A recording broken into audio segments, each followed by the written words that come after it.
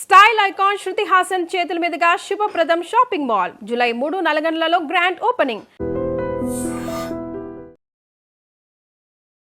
వాగర్థ వివసంపృక్తౌ వాగర్థ ప్రతిపత్తయే జగతః పితరౌ వందే పార్వతీ పరమేశ్వరౌ.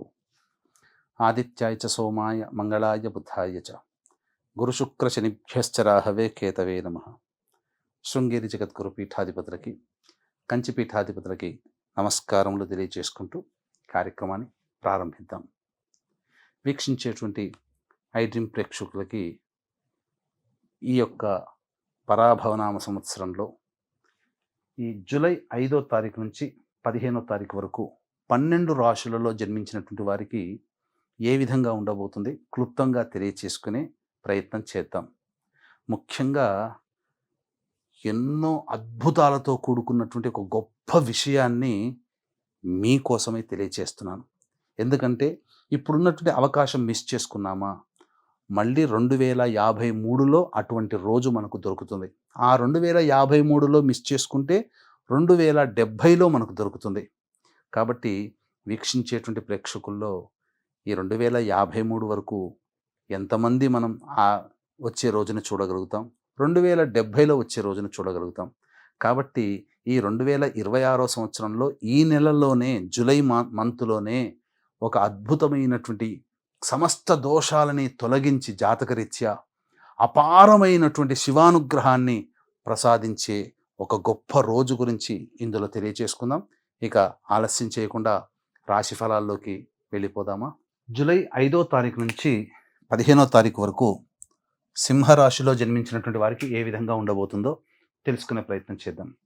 ప్రధానంగా రాశిలోనే శుక్ర సంచారము ఇది ప్రధానంగా బలాన్ని చేకూరుస్తుంది సింహరాశి వారికి.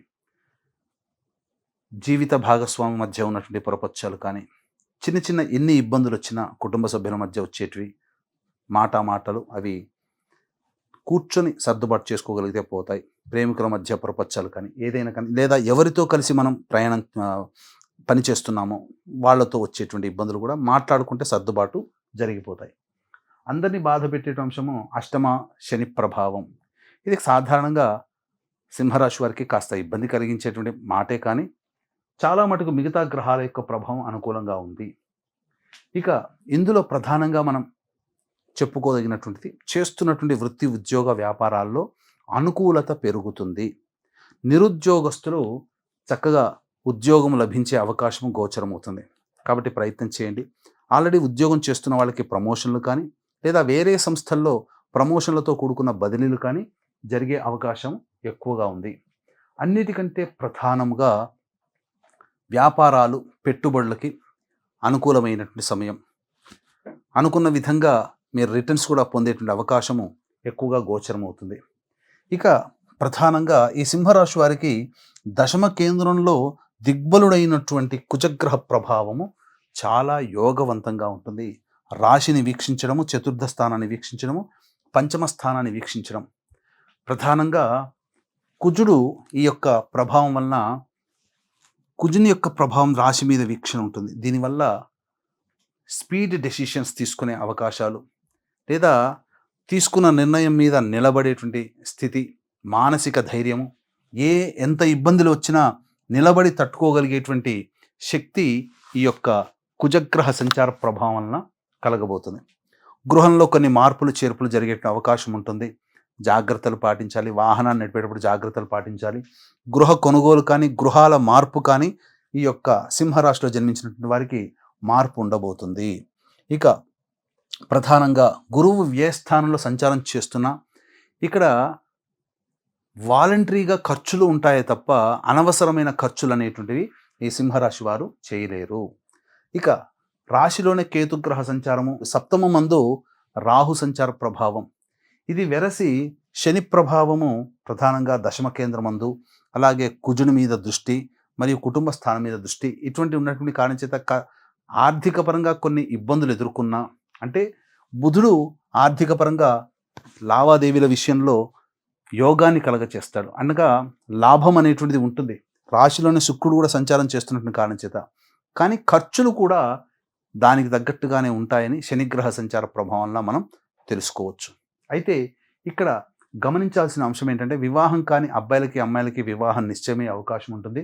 విద్యార్థులు మాత్రం బాగా కష్టపడితే తప్ప ఫలితాలు పొందలేనటువంటి పరిస్థితి. కాబట్టి ఏతావాత ఈ యొక్క సింహరాశిలో జన్మించినటువంటి వారికి రవి, బుధ, కుజ మరియు శుక్రగ్రహ సంచార ప్రభావం, మిగతా గ్రహాలు సామాన్యంగా ఉండడం, మిశ్రమమైనటువంటి ఫలితాలు ఈ యొక్క సింహరాశిలో జన్మించినటువంటి వారికి ఉండబోతాయి. కాబట్టి ప్రధానంగా దైవానుగ్రహాన్ని పొందే ప్రయత్నం చేస్తే సమస్యలు చాలా మటుకు తగ్గుముఖం పడతాయి. జూలై ఇంతకుముందు చెప్పుకున్నాం కదా, ఒక అద్భుతమైనటువంటి యోగం ఉండేటువంటి రోజు అని. అది జూలై 13వ తారీఖు. మహాశైవాఖ్య యోగముగా చెప్పబడి ఉంది. దానికి ఉన్నటువంటి ప్రత్యేకత ఏంటంటే ఆ రోజు ఉన్నటువంటి యోగ ప్రభావము చేత 100 శివరాత్రులు కలిస్తే ఎంత యోగమో కేవలం ఆ ఒక్క రోజుకి అంతటి యోగం ఏర్పడబోతుంది.